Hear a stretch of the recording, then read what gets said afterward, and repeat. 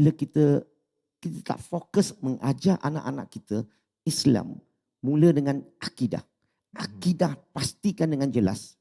Dan kalau kita masih ingat lagi, Allah turunkan Al-Quran kepada Nabi Muhammad sallallahu alaihi wasallam. Okey, 2 peringkat. Peringkat pertama di Mekah 13 tahun, di Madinah lebih kurang 10 tahun. Ya. So mula-mula 13 tahun ini ayat-ayat Quran yang diturunkan berbentuk apa? Yang akidah. Banyak akidah. Okey. Dan bila para sahabat akidah sudah mantap, mereka berhijrah ke Yathrib iaitu Madinah, barulah Allah turunkan ayat-ayat hukum hakam sikit-sikit. Tapi hari ini pendekatan kita sampaikan Islam kepada anak kita mula dengan apa? Kita banyak mula dengan hukum hakam. Itulah jadi masalah. Itu masalah yang paling utama. Paling utama. Saya bagi contoh. 13 tahun ini, okey, adalah banner tiang. Di 10 tahun tu lebih kepada batu bata, dinding, interior design dan sebagainya. Tapi apa yang berlaku hari ini, kita terus pergi kepada hukum hakam. Maka akidah tidak dibina. Seolah-olah satu bangunan tinggi dibina tanpa ada tiang. Atau tiang pakai kayu biasa saja atau pakai plastik saja. So itulah yang sebab yang menyebabkan orang yang murtad. Yang satu lagi adalah kadang-kadang kita, kalau ada masa saya cerita panjang. Dia masalahnya macam ni. Macam bila anak, mak bapak biasanya tak ambil tahu banyak tentang apa yang anak kita buat. Bila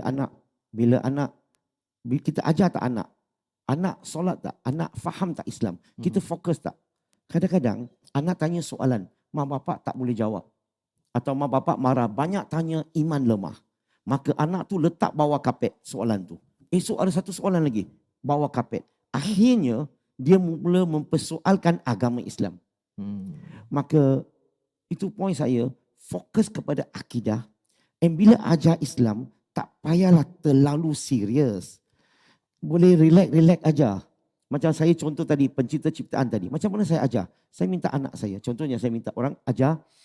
Okey, kalau saya letak Nabi Muhammad SAW di atas.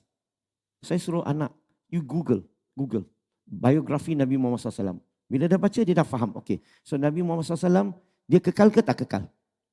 Dia kekal ke tak kekal? Dia kata tak kekal. Maka Nabi Muhammad SAW jatuh dalam kategori makhluk. Ciptaan. Macam ni kita buat dia faham. Dia ada permulaan dan pengakhiran tak? Dia ada ciptaan. Dia bergantung tak? Dia terikat tak pada masa ruang dan jisim? Ciptaan. Bergantung ciptaan.